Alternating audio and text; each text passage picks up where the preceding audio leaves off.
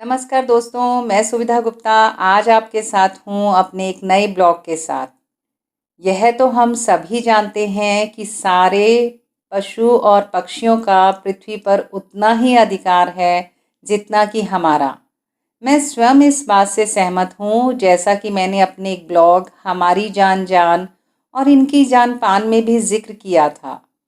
लेकिन व्यवहारिक स्तर पर पालतू जानवर के संदर्भ में कुछ प्रश्न और परेशानियां हैं जो कि मैं आज इस ब्लॉग में आप सबसे साझा करना चाहती हूँ। दोस्तों, अगर आपको मेरा यह ब्लॉग पसंद आए तो मेरे चैनल को लाइक, शेयर और सब्सक्राइब अवश्य करिए। साथ ही बेल बटन ज़रूर प्रेस करिए ताकि मेरे आने वाले वीडियो का नोटिफिकेशन आपको जल्द से जल्द मिल सके। आइए सुनते हैं मेरा यह ब्लॉग, जिसका शीर्षक है आईपीसी 289 भौ भौ। सबसे पहले समझते हैं यह आईपीसी 289 है क्या। आईपीसी मतलब इंडियन पीनल कोड, यानी भारतीय दंड संहिता भारत के अंदर के किसी भी नागरिक द्वारा किए कुछ अपराधों की परिभाषा व दंड का प्रावधान करती है। आईपीसी की धारा 289 के अनुसार अगर एक पालतू जानवर किसी को काटता है तो उसके मालिक को या तो विवरण के कारावास से दंडित किया जाएगा, जो कि 6 महीने तक बढ़ सकता है, या जुर्माना जो 1,000 रुपये या दोनों तक बढ़ सकता है। आंकड़े कहते हैं पालतू कुत्तों के काटने की दर आवारा कुत्तों से ज़्यादा है। सबसे पहले तो अगर कोई पालतू जानवर का मालिक है और साथ में मांसाहारी भी है तो माफ़ कीजिएगा, बंद कीजिए यह दोगलापन। एक जानवर आपको प्रिय है क्योंकि वह आपका पालतू है और उसके अलावा किसी भी जानवर को मारकर खा रहे हैं क्योंकि वह आपको भोजन के रूप में अच्छा लगता है। यह डबल स्टैंडर्ड यानी दोहरे मापदंड नहीं है तो और क्या है। एनिमल वेलफेयर यानी पशु पक्षी संरक्षण की बात आपके मुंह से बिल्कुल अच्छी नहीं लगती। आइए अब कुछ रिकॉर्ड पर नज़र डालें। भारत में कुत्तों के काटने की वार्षिक अनुमानित संख्या 1,75,00,000 है, जिसके कारण हर साल मनुष्यों में रेबीज के करीब 18,000 से 21,000 मामले देखने में आते हैं।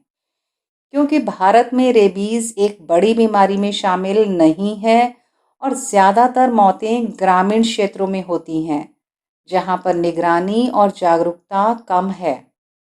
हाँ, यह सही है, सभी कुत्तों में रेबीज नहीं होता है, लेकिन कुत्ते के काटने का इलाज तो करवाना ही पड़ेगा, क्योंकि यह पता लगाना बहुत ही मुश्किल काम है, खासकर आवारा कुत्तों के मामले में, कि कुत्ते को रेबीज का टीका लगा हुआ है कि नहीं।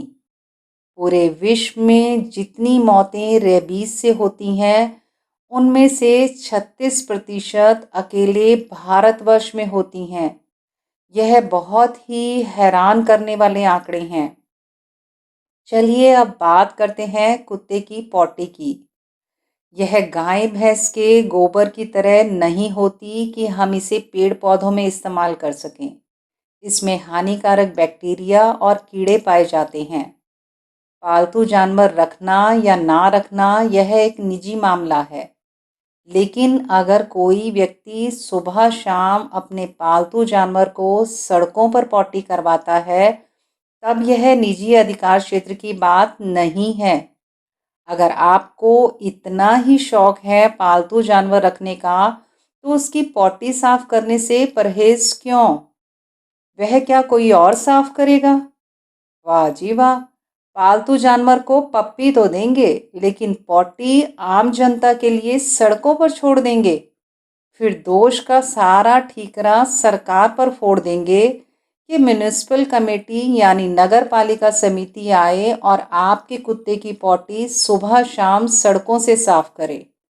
अभिप्राय यह है, जो काम आप खुद नहीं कर पा रहे हैं उसकी उम्मीद आप दूसरों से कर रहे हैं। बहुत खूब। ऐसा भी देखने में आता है, जिस किसी ज़िले में कोई जुर्माने का प्रावधान किया जाता है तो पालतू जानवर रखने वाले देर रात या सुबह जल्दी निकलकर अपने कुत्तों को सड़कों पर पॉटी करवाकर दुम दबाकर भाग जाते हैं ताकि उन्हें यह सब करते हुए कोई ना देखे। अभिप्राय यह है कि आप भी समझते हैं कि सड़कों पर पॉटी करवाना गलत है। ऊपर से आप बात करते हैं डॉग्स पार्क की। अपने देश की जनसंख्या तो मालूम है ना, 136.64 करोड़। बड़े अफसोस की बात है कि हमारे देश में हर साल 25 लाख लोग भूख से मर जाते हैं और आप नारा लगाते हैं डॉग्स पार्क का। एक सर्वे के अनुसार हमारे देश में लगभग 18 लाख लोग बेघर है। पर आपको इन सब से क्या फ़र्क पड़ता है? आपको तो अपने पालतू कुत्ते के लिए सरकार से पार्क चाहिए। ज़्यादातर कुत्ता पालने वाले लोग यह कहते हैं कि वह अपने कुत्ते को अपने बच्चे की तरह रखते हैं।